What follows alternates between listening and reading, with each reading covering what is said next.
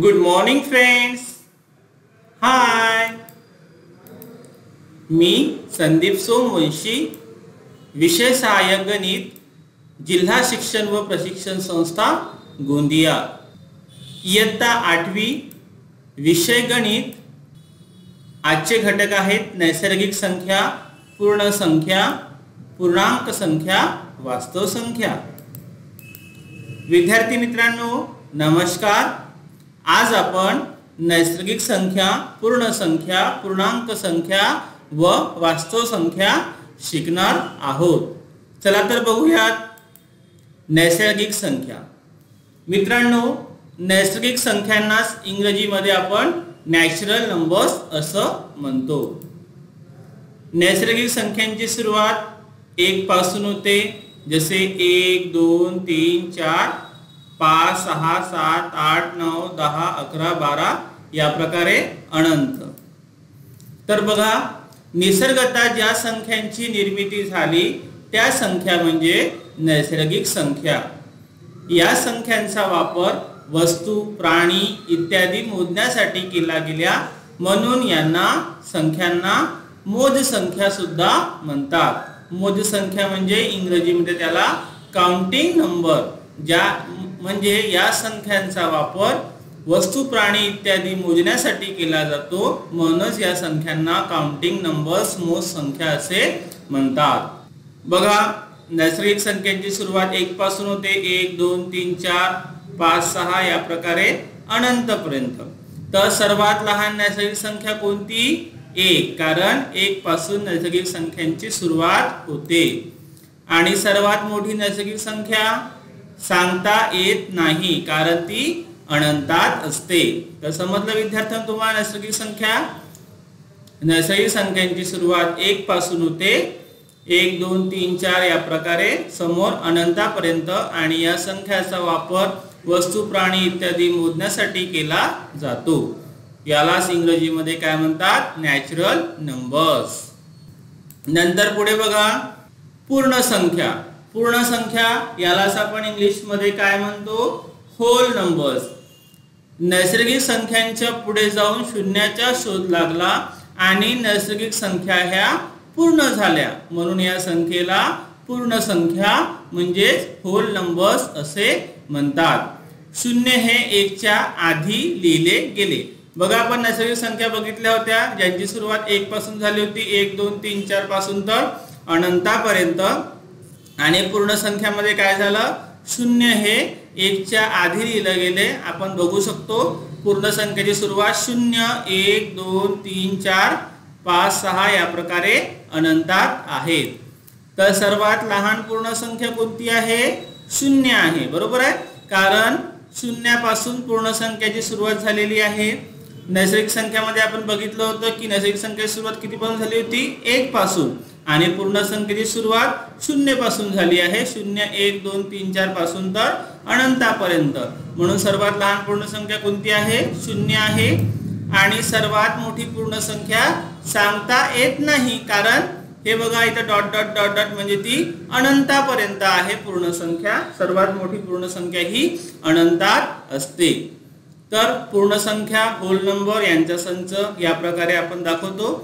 पूर्ण संख्या 0 1 2 3 4 पासून तर अनंतापर्यंत असतात. समजलं विद्यार्थ्यांनो तुम्हाला पूर्ण संख्या? यामध्ये नैसर्गिक संख्या ह्या पूर्ण झाल्या, म्हणूनच याला पूर्ण संख्या असे म्हणतात. नंतर बघा, तिसरा पूर्णांक संख्या. पूर्णांक संख्याला आपण इंग्रजीमध्ये इंटिजर्स असं म्हणतो. यामध्ये बघा, आपण नैसर्गिक संख्या बघितलं ज्यांची सुरुवात 1 पासून झालेली होती आणि त्या अनंतापर्यंत होत्या. नंतर आपण पूर्ण संख्या बघितलं. नैसर्गिक संख्या 0 मिळवला तर त्या संख्या पूर्ण झाल्या, म्हणजे त्या संख्येची सुरुवात 0 पासून झाली होती. आता पूर्णांक संख्यामध्ये बघा, यामध्ये ज्या संख्यामध्ये ऋण संख्या, धन संख्या आणि 0 अशा सर्व संख्यांचा समावेश करण्यात आला, या संख्यांना पूर्णांक संख्या म्हणजेच इंटिजर्स असे म्हणतात. बघा, तर पूर्णांक संख्येमध्ये आपण काय केलं आहे? आता यामध्ये ऋण संख्या आणि धन संख्या आणि 0 सर्वांचा समावेश करण्यात आला आहे. बघा, पूर्ण संख्येचा जो संच आहे यामध्ये 0 आहे मध्ये.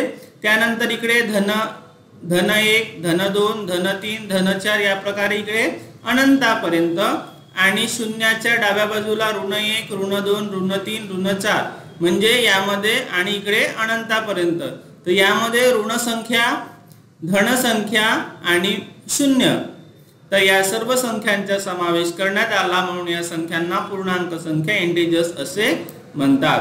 तर सर्वात लहान ऋण पूर्ण संख्या बघा इकडे पण अनंतापर्यंत आहे ऋण संख्याकडे, त्यामुळे सर्वात लहान ऋण संख्या सांगता येत नाही.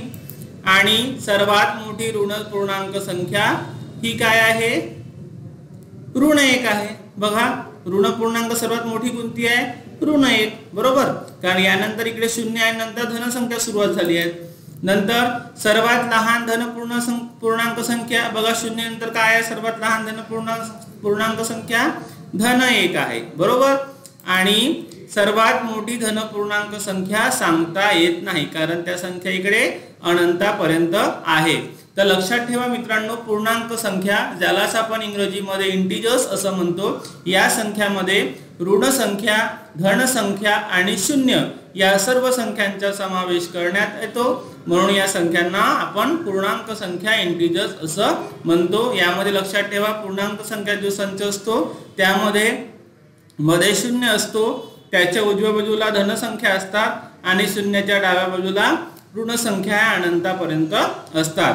तर सर्वात लहान ऋण पूर्णांक संख्या सांगता येत नाही आणि सर्वात मोठी धन पूर्णांक संख्या सुद्धा सांगता येत नाही, पण आपण सर्वात मोठी ऋण पूर्णांक संख्या ही ऋण 1 आहे आणि सर्वात लहान धन पूर्णांक संख्या ही धन 1 आहे. नंतर वास्तव संख्या. वास्तव संख्यालाच आपण मित्रांनो रियल नंबर्स असं म्हणतो.